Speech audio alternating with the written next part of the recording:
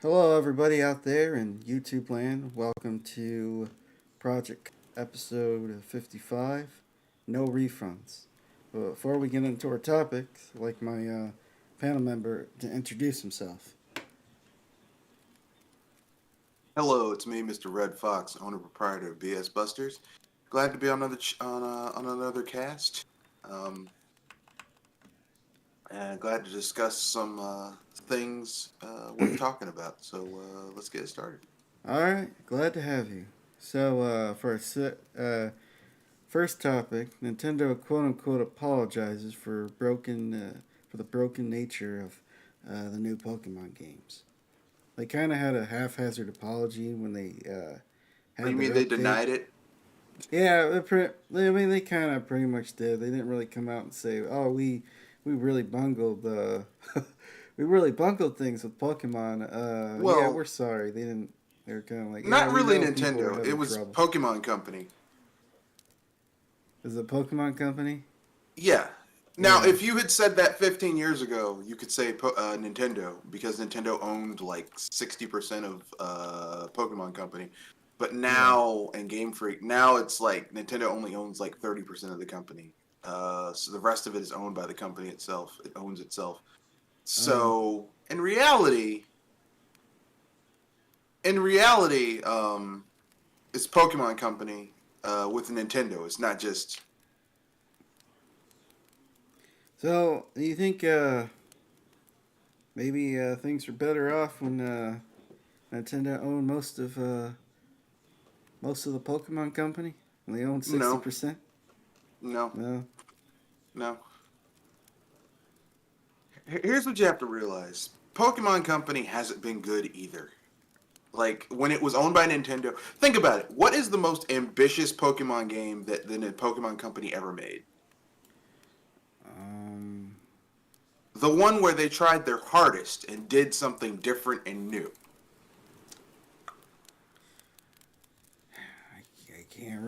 I can't really think. I mean, maybe a Pokemon Arceus or whatever that Nope. Pokemon game, Gold and uh, Silver. Gold and Silver.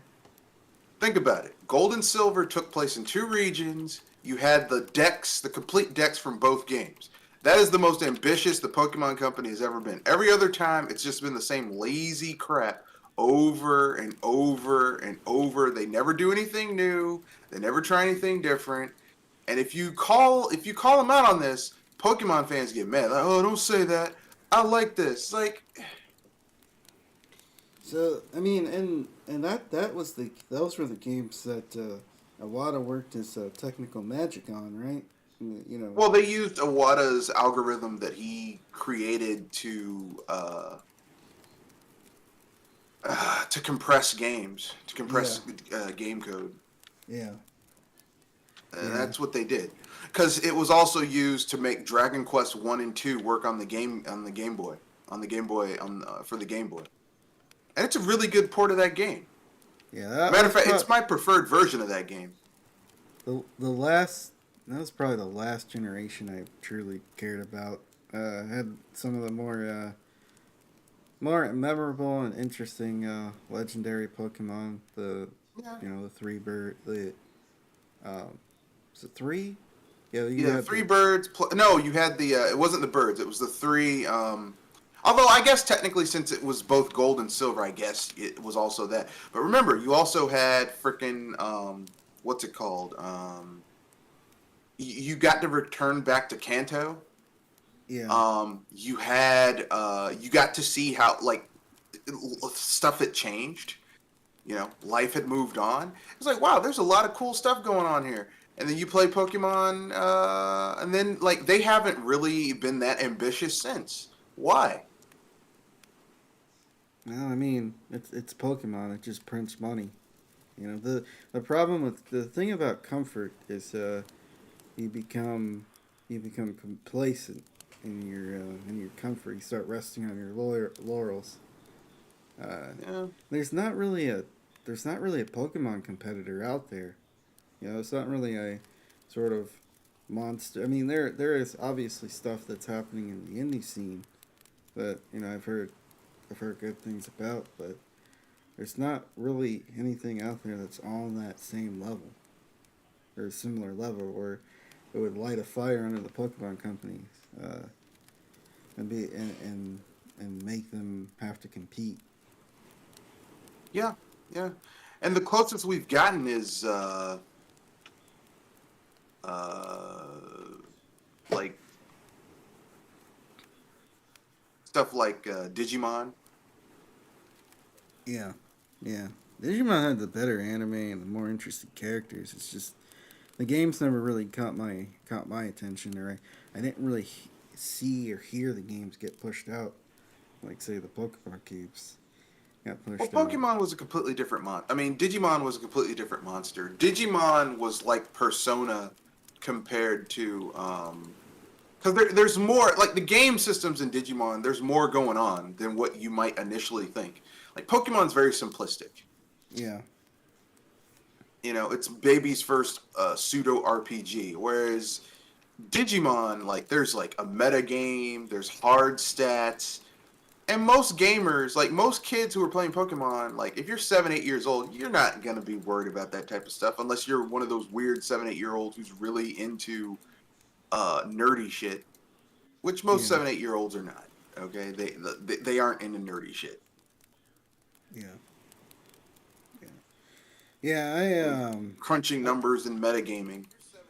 I mean, I had a Pokemon game, or not, Digimon. Got a Digimon game for PlayStation, but I just it's not that I really didn't like it. It just wasn't. I was probably kind of young to play it in the sense of Yeah, probably a bit more technical and not as straightforward as Pokemon was. yeah. But I mean, I have to be honest with you, I have various multiple Digimon games, and Digimon's always been more of a esoteric um, franchise. Like, there's more going on than Pokemon. yeah, And I know Pokemon fanboys are like, no, Pokemon's complex. Yeah, Pokemon has complexity, but the complexity is kind of over, kind of overly simplistic. It's not of the same level as a even Dragon Quest Monsters is a more complex franchise. so is Pokemon like more like? Would you say it's more like rock paper scissors, while the Digimon games are more like chess or checkers? Eh. Uh, No, because rock paper scissors, despite people thinking it's simplistic, is about there's a lot of psychology involved with it. It's actually more complex than people may think. I would say for me, Pokemon is tic tac toe. yeah, You know, because look, if you have a strong enough team, I don't care how great your strategy is. By and large, you're probably gonna lose. If you have yeah, a strong team and you're facing someone who doesn't have a strong team, like if you have a team of dragon types, you probably gonna kick most people. Like 80% of the Poke battles you're gonna have, you're gonna destroy everyone else. yeah. You It's the can't. reason why in past games you could not get your hands on a dragon type until you were in the mid game Yeah, because they knew they were overpowered. So that's basically, to me, that's basically how Pokemon is. It's kind of, I mean, it's a game, but it's like tic tac toe, three in a row. Whereas you play something like Dragon Quest Monsters, there's a lot going on in Dragon Quest Monsters. It's not overly simplistic. and then they had to create the fairy type to nullify the dragons, which I've heard people say that was pretty lame of them to do. Well, I mean, they had to do something because the only weakness dragons had were other dragon types. Remember, and then there were other dragon types, and then you could fight using what's it called? Shit. Uh, Ice attacks.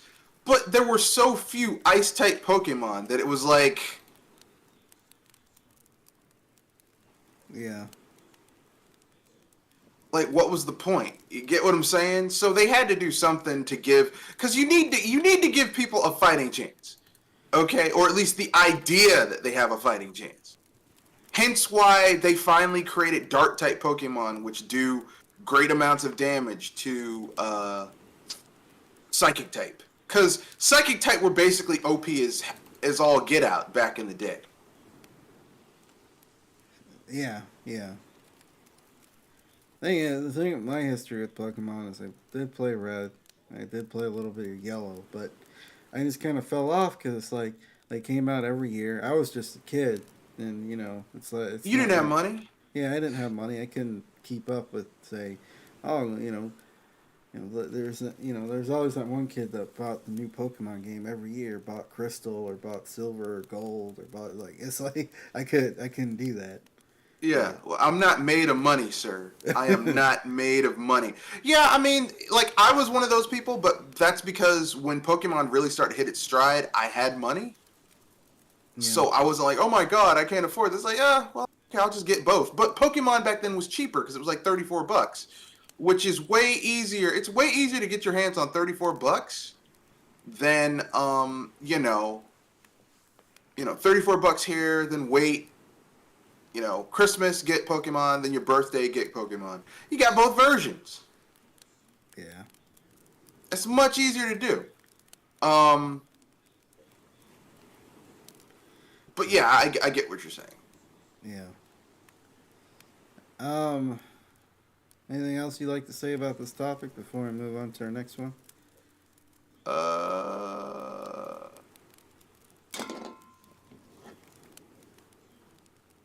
just that it's about time. They should have admitted that they were having issues instead of lying about it, which is what they Yeah, did. They lied. They were like, "Oh no, we don't. There's no problems." It's like, but everyone can see. I mean, it's blatantly like, okay, if what you were saying does not conform with reality, then you're either lying or you're either lying or um, you don't have a command of a proper command of the yeah, you don't have a command of the facts. yeah, yeah.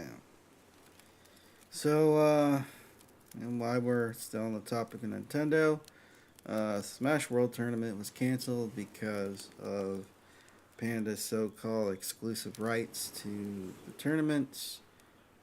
Panda Global, which it was either last year they received the rights for Smash tournaments, and I guess there's a kerfuffle going on with Panda now. I guess the CEO left or something, but I think Nintendo, because Nintendo's never really pushed esports as much as some of these other companies with their games. First, I hate to disappoint everybody, but Smash, Smash, Smash games were party games first, and Mm-hmm. whatever you wanted them to be, fighting games second. Mm-hmm. And it's and not to mention some of the questionable characters that are heavy in the Smash fighting scene. Nintendo probably doesn't want to associate with the likes of those people. Possibly, I don't know. I Just mean, allegedly. But but what do you let's be think? fair. Who the fuck is Nintendo to be like, we don't associate with those people? It's like, come on, bruh. This is the Yeah. company that used to run love hotels. Well, I mean the problem with some of these companies is that, especially family friendly type, they get a little too paranoid They're like about certain Disney. things. Yeah, they get a little too paranoid. They don't want to think that they're advocating or associating with certain groups of people, so they're just kind of like, hands off. Uh, We got to be that's family friendly because it's about family.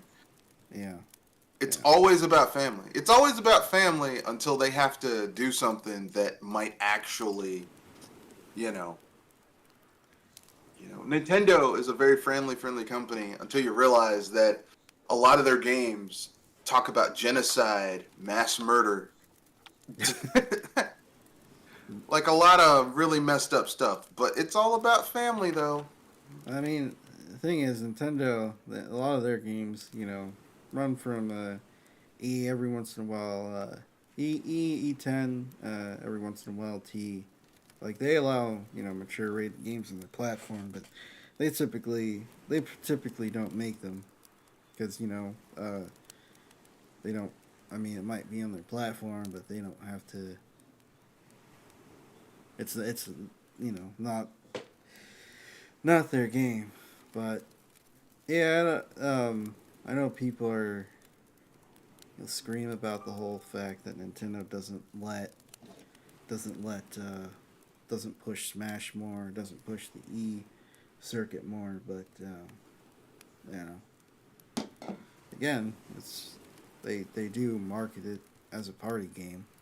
If you look Yeah, at their commercials, so yeah. I mean that's fair, but I think how they did it, because this isn't because Panda wasn't doing a thing and they weren't doing a thing. What happened is that the people who had been running it for years and have the biggest audience for it would have been competition for Panda, and Panda's like, look, we can't do this. They are getting in the way of us basically marketing Smash Brothers. And so Nintendo was just like, okay, fine then, cease and desist so that the people that we partnered with can do whatever. That's all it was. yeah. And I And mean, I mean, it's dirty, but I mean, Nintendo, it's their game. You yeah, they know, can, we had a former member of my cast who used to get mad when I'm like, look, just because something you have the legal right to do something doesn't necessarily mean it's morally right or creates goodwill. And yeah, I mean, like, yeah, Nintendo has the right to do this, but that doesn't necessarily yeah, yeah. It, that doesn't necessarily mean that it's like good, like that it's good. Like you have the like. Let me put it this way, okay? Let's say you own a bookstore, right? You have the right to not let people. If you also have a coffee shop, to not let people come in and sit down and read while they're, you know, they aren't sitting down and reading. They aren't spending money buying books. But I mean, it also contributes to the atmosphere that exists in the thing, yeah, and why, like, because people want that. People want that. People wanna, people want some place. Sometimes for some people, libraries and bookstores are one of the few places where they can have some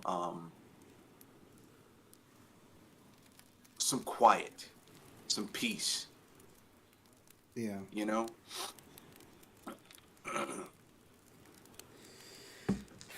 Yeah, and yeah, obviously at the end of the day, the biggest thing this whole ordeal is about is money. You know, so money and recognition.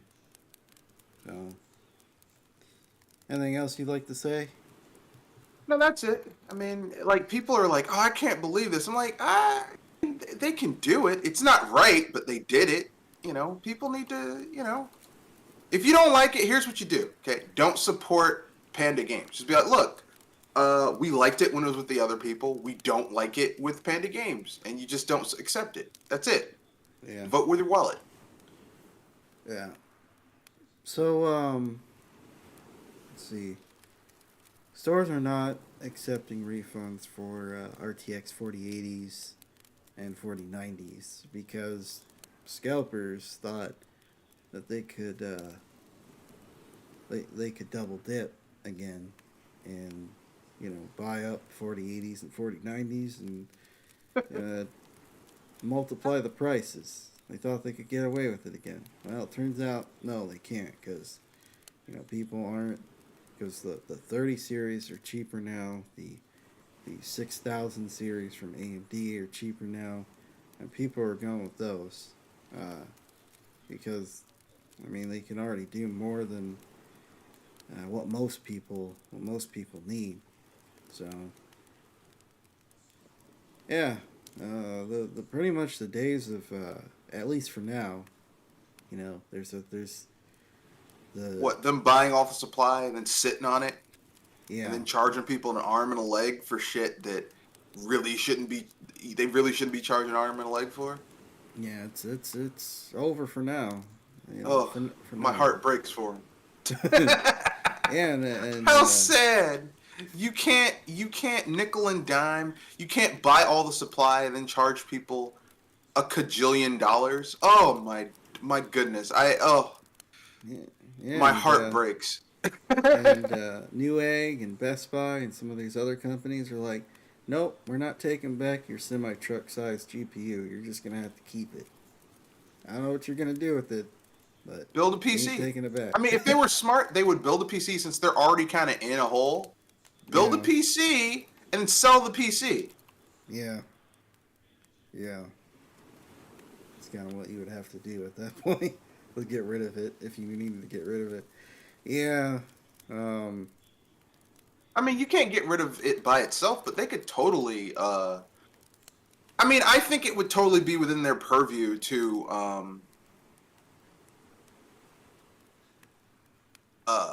just sell, just build a PC and sell it. Because here's the thing: if they can get one of the decent, even the lower tier motherboards that accept the new, that are optimized for the new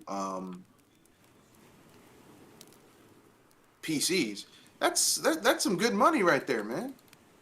yeah, I mean, you'd have a well-performing. I mean, they'd have to get. I mean, Intel is selling some really high-quality uh, GPUs, right? I mean, not yeah, GPUs, CPUs. You can get a decent Intel CPU for a decent amount of money right now. That's gonna have some great performance. Put one of these GPUs in there, and boom, you got some money, man.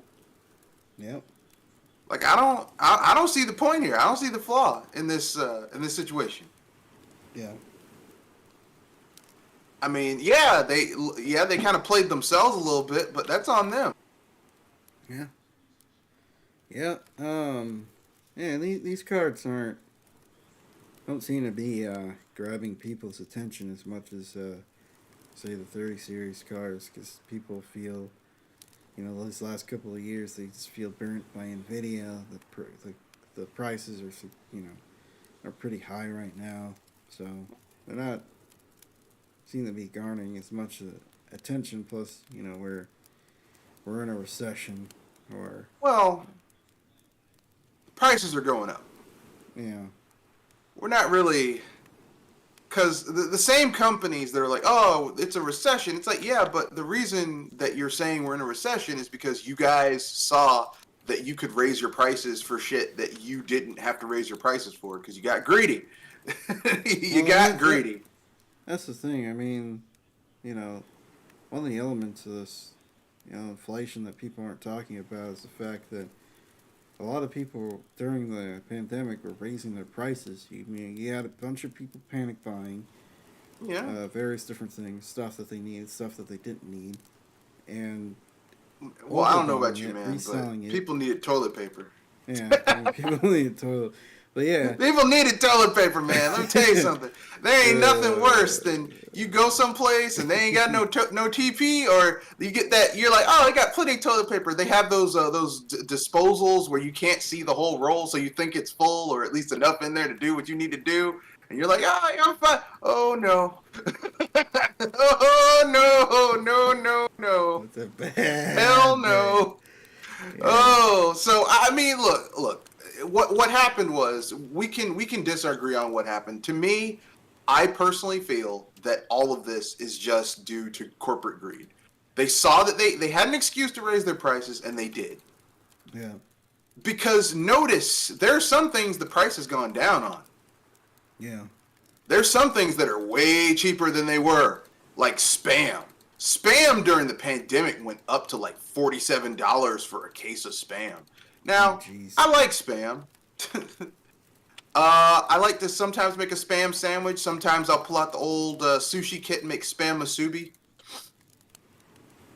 Interesting. And Yeah, Spam was like $47 for a case of it. Because if you're going to get Spam, you might as well get a lot of it. Then you don't have to worry about it for like 3, 4, 5 months. yeah, So I mean, but now spam's back down to like $22 for a case. Yeah. So how much of that is, oh, it's inflation, or y'all just want to, because you knew people were buying stuff that they could eat for a long time and was a good protein source? That's all it is. This is, everyone's like, oh, inflation. No, it's corporate greed. Okay, Yeah. unrestrained capitalism is one of the worst things ever. Okay, and everyone's always like, oh no, no, man, you should never, ever, ever, ever, ever, ever just allow businesses to be able to do whatever they want. Well, anything to make money. It's like, but you can't eat money though. Yeah.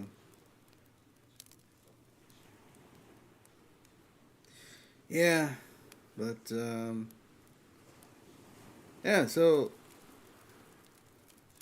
and not to mention, these video cards. Yeah, they're super powerful, but they eat energy.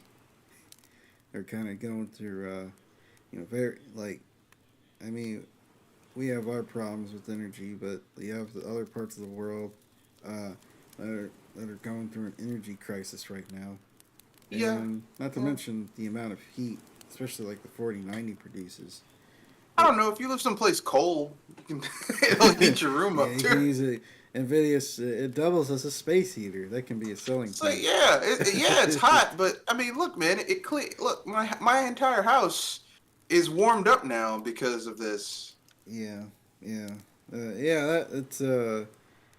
It's like I feel like they're going backwards with some of the stuff. Yeah, Efficiency. yeah, they're going backwards with efficiency. But anyway, that's a rant for another day. Anything else you'd like to say about this topic? Yes. Fuck. Uh, fuck Nvidia. This is all Nvidia's fault because Nvidia's been doing this for years.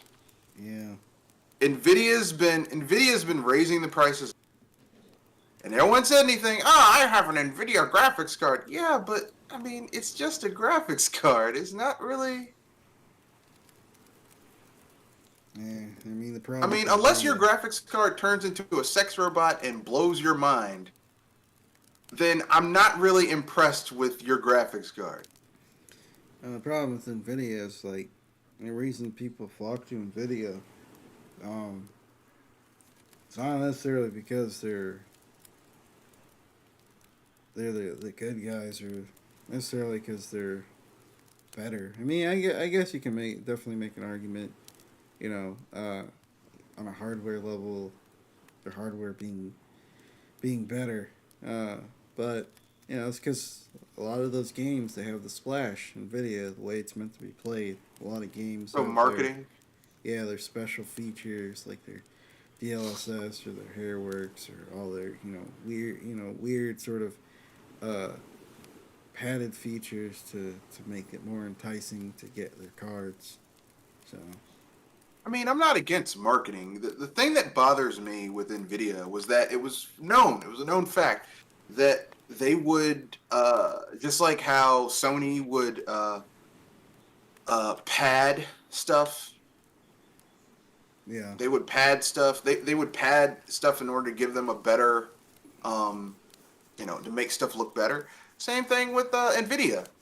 They would sabotage other people's stuff. yeah,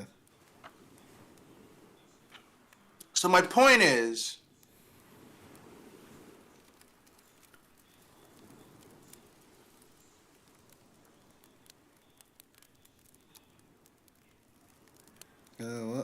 what was that?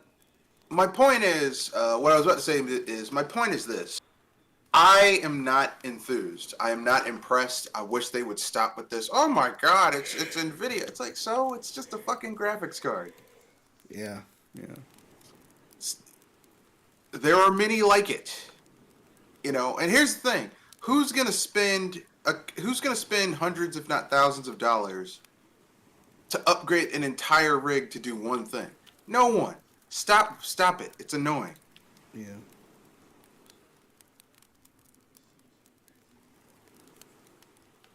yeah. But Anyway, PlayStation Premium has been struggling lately. A lot of games that I'd say it's always been struggling, but go ahead. PlayStation Plus Premium has been struggling. It's been not exactly what people Setting the world hope. afire. Yeah, it's not what people hoped it would be. But some interesting news came out, and that is that it's a possibility that Star Wars Battlefront 2, the PS2 version, their classic titles, might come to the platform. Is there any classics that you would like to see make an appearance to PlayStation Plus Premium? Yeah, yeah, there are a few. Um, I think that how can I put this nicely without sounding like a dick? I think that Sony needs to splurge out some cash. I know they're not made of money, and like, the PlayStation division sometimes it's profitable, sometimes it's not. I understand that, but I think they really need to. They need to put some money into making their stuff better. Yeah. They need to put some money into um,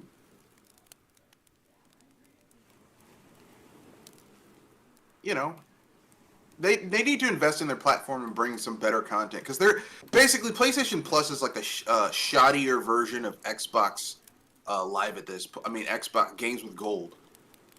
Yeah. Games with gold sucks. Yeah.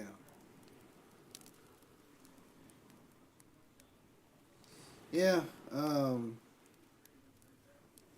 yeah, there's definitely a few games I would like to see, but again, they would have to be willing to shell out the money for uh, for those licensing fee, for those licensing fees. Like the thing about Sony that people always forget is that they had a lot of exclusive games on their PlayStation, but they didn't own hardly any of them. Heck, they really Yeah, didn't even own Crash and Spyro. So, eh, and those are two of their, those were two of the big franchises on the PlayStation. So,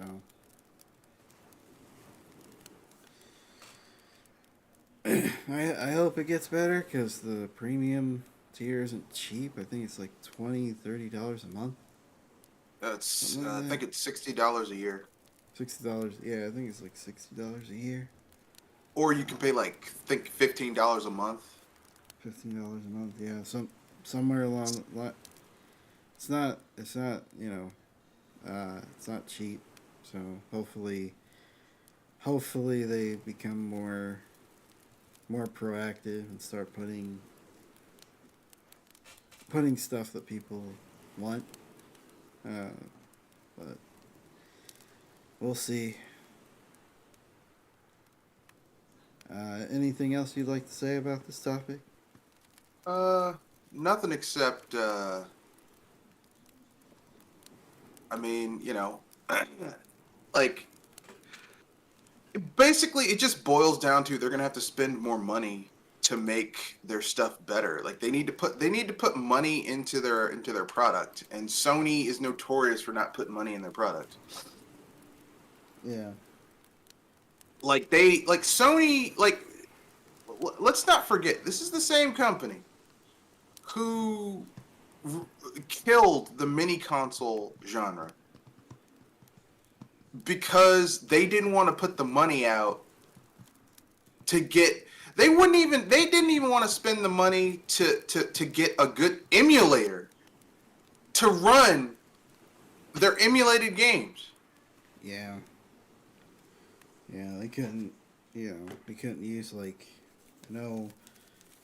Was it PCSX or PlayStation Beetle, which is Just nothing. They didn't nothing. want to use anything that was quality to Yeah. run it.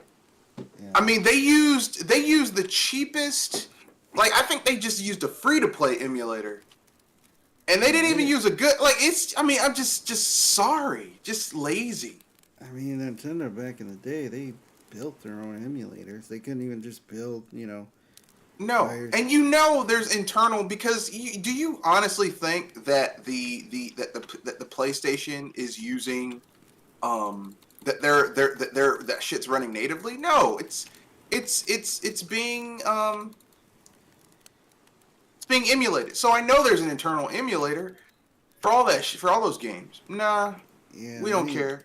Yeah, I mean, it's like I'm sure you got a few people who worked on the original PlayStation that are still working there that could reverse engineer the code to work on a. No, I guess not. But yeah, the PlayStation Mini was such a disappointment. I mean, they could have knocked that out of the park. That could have been something real special. But They didn't. killed Nope. they killed an entire market because they just didn't care to put effort into the product. Yeah, yeah, Think about that. So they killed an entire market because they could not be bothered to put a half-ass amount of effort into it. yeah, But that's Sony. yeah. I That mean, that that is Sony's overarching thing. They do the bare minimum. And when you call them out on it, they're like, "Well, I mean, so what? We did the bare minimum." yeah, yeah. I mean, you guys wanted a mini PlayStation. Here you go. It's like, really get this is all. This is all you're gonna get. It's like no effort. No effort. That is the PlayStation's mantra. Oh, no effort. Oh, we got to put effort into this. Well, shit. I Yeah. thought you just was gonna just let us do whatever we wanted to do. Why you want me to put effort into this, man? What's wrong with you? Why are you asking me for effort? I believe a Sony executive was saying like, yeah, why do you want to play these old ugly games? Why do you care about these games? It's like people like these games because they played them back in the day. That's why people like them. Yeah, I mean, you couldn't even itch people's nostalgia. You couldn't even just like you know at least made people excited. Um, you know, I don't know. It's like there's just preying off people's nostalgia, and then there's just like and then there's you know awarding people's nostalgia, and didn't really seem like they did either of those things. They did not. I mean, like, here's the thing, okay? The difference between Sony and Nintendo in terms of how they treat their fan base is Nintendo does the bare minimum, but Sony just throws some shit out there, and they're like, you should buy it because it's Sony. It's like, Yeah, no. yeah, Why would I do that? Like, why? Look, you're trying to sell a product to me, and you can't even be bothered to give me a reason to buy the product. Just yeah, that it has your name on it. It's Sony. You should buy it because it's Sony. Nah. I should yeah, buy a product because you made a product that's worth buying. yeah, It does something that is unique or something that I want done. I'm not gonna buy a product just because. Oh well, it's Sony, y'all. yeah, yeah. Exactly. And the fact that Sony thinks that this is okay, that this is acceptable, is hilarious to me. Yeah. Well, while we're on the topic of people needing to revamp their models, Microsoft is thinking of revamping their achievement model. How would you want Microsoft to revamp their achievement Uh, system? I think the way they could do it is just do something like you play. you play a game, and what'll happen is that if you play a game and you beat it, like instead of having this gamer score and all that shit, you get points. Like let's say you beat a $60 a AAA game, you get 10,000 points. You can redeem that in the store. Like 10,000 points is $10. Yeah. Yeah. That's what I So would do. yeah. Yeah. I wrote down a few things.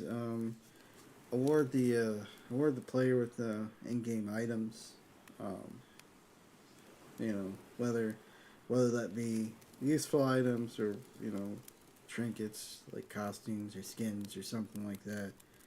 Um, Maybe use the achievement point system as a currency to buy useful in-game items such as game like weapons or skins or experience or whatever.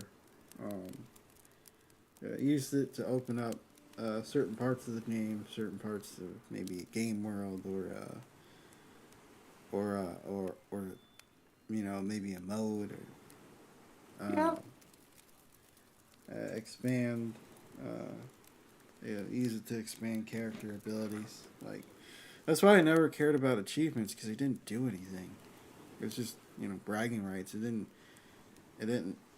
push the mechanics of the game further. It's like this is something you do to get your gamer score up so that people on your friends group will look at you and like, oh man, look at your gamer score. It's so high. It's like No, no. don't When I do saw anything. people talking about their gamer score, I was like, "Oh, look at your gamer score.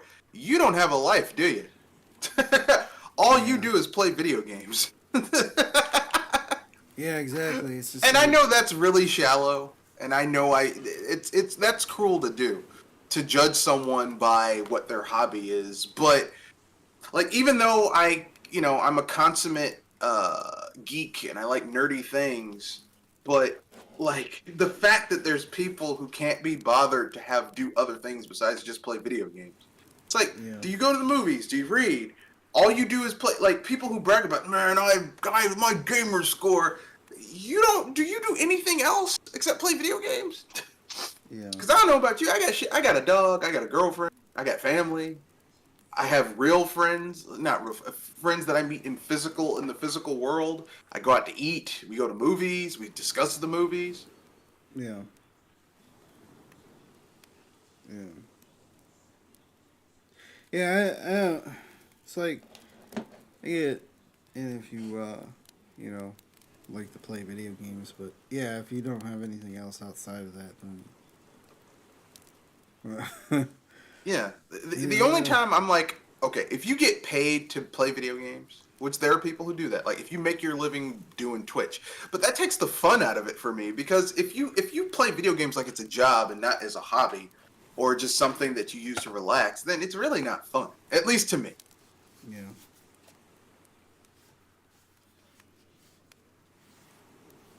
I know some people gonna get mad by that, but uh yeah. anyway, free topic. You got any free topics? Um let's see. I have one. On my channel I was gonna cover this tomorrow, but since it's free topic, I guess we can cover it today. Basically, these are the top five N64 games. The top five best N64 games of all time. Um Let me just copy this link and open it in a new window so I can look at it. Problems of having. Okay, so these are the top five N64 games of all time. Uh, and I don't know. I just thought this would be interesting. So, I know you're not a huge N64 fan. I love the N64. It's one of my favorite consoles. Not my favorite Nintendo console, but it's one of my favorite Nintendo consoles. And I think it slightly nudges out the PlayStation a little bit. Just a little bit. Not a lot, just a little bit. Not in terms of the quality of the library, but because it doesn't have that, like the N64 library is like having a single library, a set, like a single like library cabinet full of books. Whereas of the PlayStation library is like a full-on library. They've got the nonfiction, the fiction, the kids, the sci-fi, the fantasy, the young adult fiction, like the whole thing. But the top 5 games, number 5, Star Fox 64. Yeah, that one was pretty decent. I I kind of disagree with that one. I don't like Star Fox 64, but I can understand why it's on this list. I know a lot of people like that game. Um, Number 4, Ogre Battle 64. I never played it. Heard of It's it. yeah, it's a strategy game where you basically command armies instead of that bullshit Final Fantasy Tactics thing where it's a unit and a unit. And basically, like, you build a squadron, which can be up to 5 normal-sized characters or 2 large characters and one normal-sized character. So, and basically, like, there's like a hidden meta game where the dynamics between different characters, like if you send a strong unit to face off against a weak unit, and you send and as weak units are holding a town, you don't liberate that town, you capture it.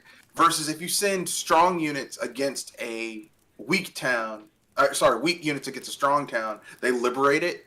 And basically, if you liberate towns versus capturing them, liberated towns have a higher chance of not rebelling and all that type of cool stuff. And plus, certain side quests open up. It's a really deep and in-depth war game, fantasy war game simulator. Yeah.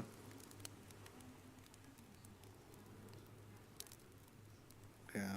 Yeah. And it's really good. I bought this game 3 games over. I have the original version. I have the Wii Virtual Console version, and then I got it again on the Wii U, on that Virtual Console. I really like Ogre Battle 64. It's a really good RPG. It's one of the few really good RPGs for the system. Number 3, F-Zero X. I mean, it's F-Zero X. I mean, what? What else can we say? Yeah. I've seen that game be played. It looks okay. I don't think it It's looks. I don't think it's look. I don't think it looks as. I don't think it's as looks as fun as say the SNES version oh of really? F-Zero or even the GameCube version. But Here's what I'll say about F-Zero X. F-Zero X is like that. Like, if you've only seen screenshots of the game being played, it doesn't look great. If you've played it in person with the Rumble pack on and the memory expansion pack inside of your N64, it's amazing because that game is 480p and it's 60 frames per second locked on the N64. oh wow.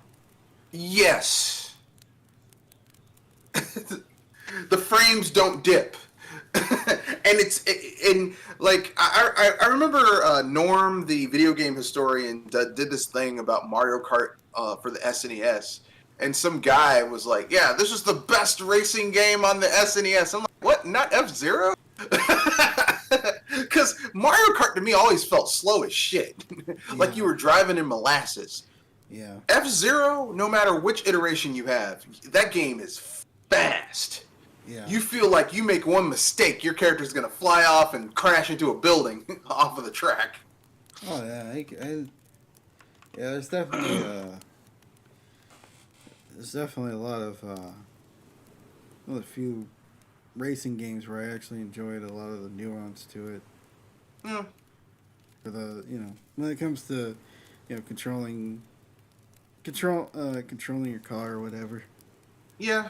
Now, to be fair, there is one weakness about that thing. There is one game that I do think is a better racing game. I'm gonna say it. I said it before. I'll say it again. Diddy Kong Racing. Yeah. Yeah. I'm a Diddy Kong Racing fanboy. Yeah, So that what, game, Scooby? The game always looked more interesting to me than Mario Mario Kart. Kart. Yeah. Yeah, Mario Kart is I mean, I hate to say this, Mario Kart is a basic bitch racing game. It's always been a basic bitch racing game, except for Double Dash. Double Dash actually tried to do different things, but every other Mario Kart has been it's just basic bitch racing. Whereas Diddy Kong Racing actually tried to do something different, and I appreciate that. Anyway, just wanted to say that. Moving on to number two, Banjo Kazooie Yeah, on their list. that was a good game. Yeah. They say that N64 was the best era for Rare. Yeah, it was. Yeah. And Banjo Kazooie is perhaps, I think Banjo Kazooie, in terms of gameplay, world size, interesting, I think Banjo Kazooie is the better game than Mario 64. I think if you put them head to head, Mario 64 fails every time. Because the Yeah. boss fights are more interesting in Banjo Kazooie. The gameplay is more interesting in Banjo Kazooie. But I mean, you wouldn't have Banjo Kazooie if you didn't have Mario Kart to open the door first. Yeah. You know, and even to this day, I can't play Banjo Kazooie unless I'm playing it with an N64 controller because those controls were like that game was built around that console, so it's really hard for me to play it without using those controls. Yeah. But other than that, Banjo Kazooie and its sequels, two of the best N64 3D platformers of all time. And that's saying something because the N64 had a lot of 3D platformers. And some of which were good, some of which were great, some of which weren't so good. Yeah.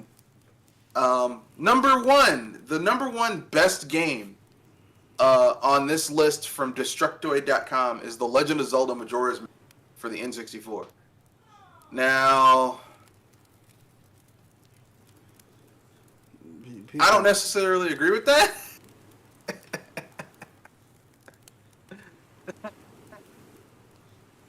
I don't necessarily agree with that at all.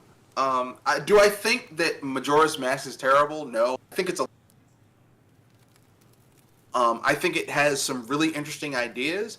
I think if they ever remade Ocarina of Time, like really remade it, like that, just that game. I don't mean how Twilight Princess is basically a better version of Ocarina of Time. Like if they from the ground up remade Ocarina of Time, use the control scheme from Majora's Mask because Kid Link in Ocarina of Time feels like you're being punished to play as Kid Link. Yeah. Whereas Kid Link in Majora's Mask feels like, wow, this feels like a really interesting character to play as. Yeah. And it's night and day. Yeah. So with that being said, that was Yeah, my free topic. The thing about Majora's Mask is that was the first Zelda game I played on the N64. So my opinion is slightly different. I always found the story in the world more interesting than The gameplay. Time. Yeah. But I could see why people would probably put Ocarina of Time before Majora's Mask if that was their first experience with a 3D Zelda game. Yeah, I can see that. Yeah. But I have a couple free topics. Let's see what I want to use. Oh yeah, the VGA. VGAs are coming up, and Jeff Keighley is like, we might actually make it a little shorter this year. So Good. The VGAs are way too long. They're like 2-3 hours long. And, Well, I mean, they're way too long with no announcements of shit and a lot of commercials. I mean, they'll have like one or two. They'll have like one or two or three. Like have really good announcements. And Yeah, then, but for a 3.5 hour long show. Yeah, that's way too long. That's why you just wake up, or you just wake up the next day and hear about the announcements then. Yeah, and half the time the shit gets leaked anyway. Yeah. But you were saying, I'm sorry to cut you off. Yeah, I mean, it'll be nice to, shorter show. I think they should at least maybe knock it down at least maybe an hour and a half. Maybe an hour 45. I would say 2 hours. 2 hours. Yeah. 2 hours would be the sweet spot. Yeah. Yeah. Will they do it? Probably not because it's Jeff Keighley, and Jeff Keighley is a douchebag. But uh, he's a douchebag. The only good thing about Jeff Keighley is that he single-handedly destroyed the Xbox One. Yeah. Yeah. He destroyed the Xbox One with 2 questions.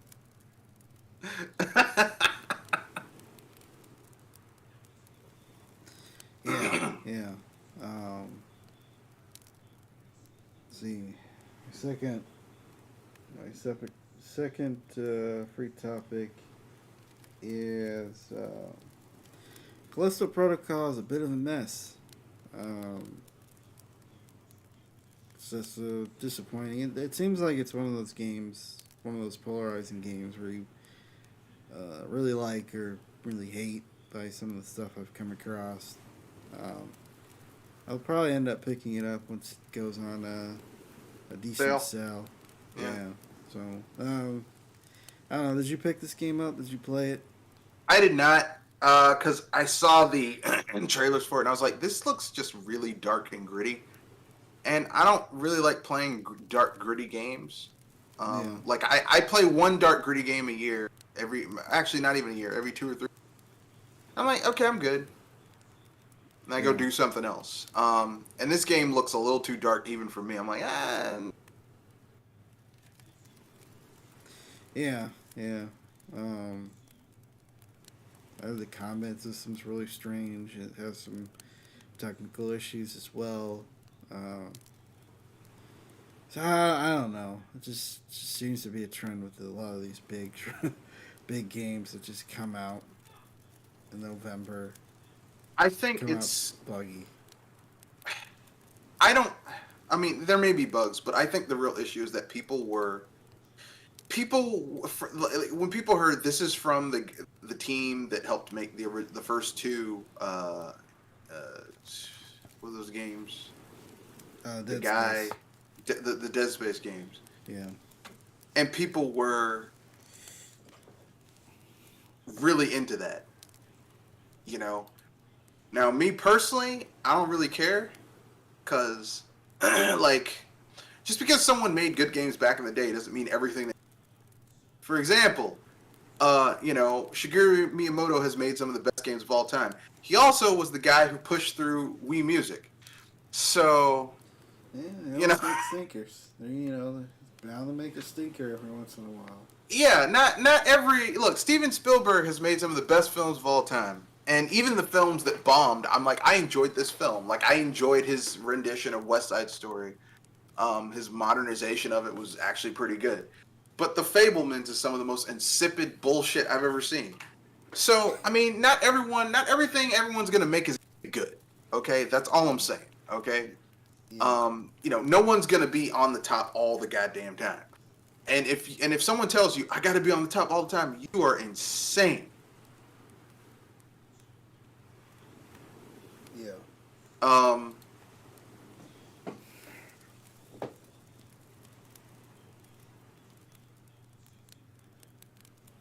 so anyway, that's my opinion. I could be wrong.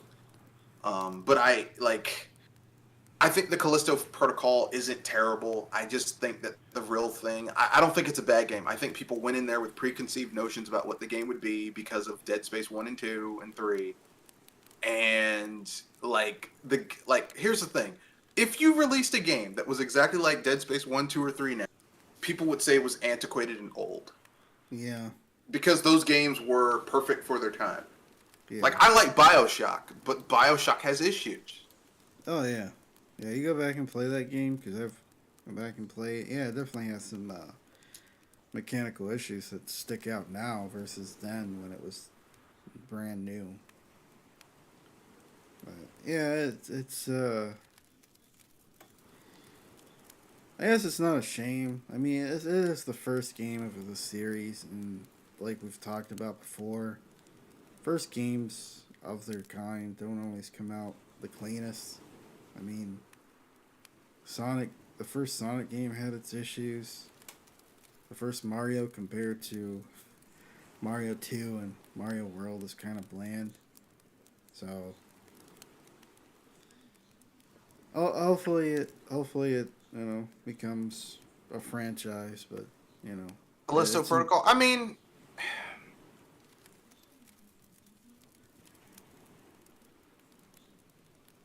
no, go ahead. Sorry.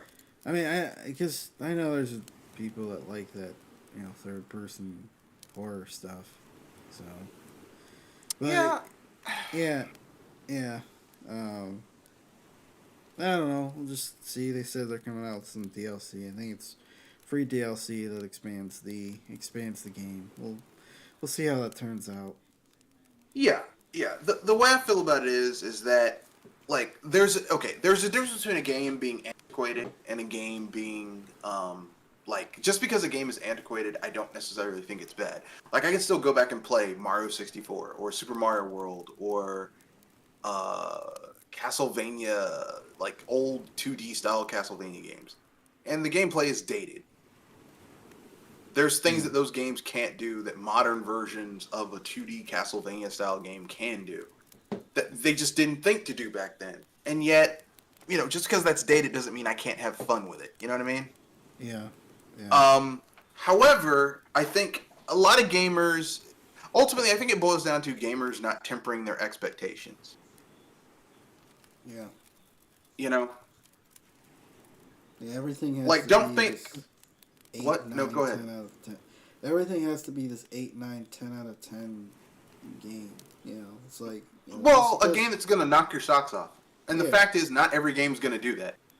Because there are games that did get 10 out of 10s that are trash. Like, remember that Dragon Age Inquisition got a Game of the Year award?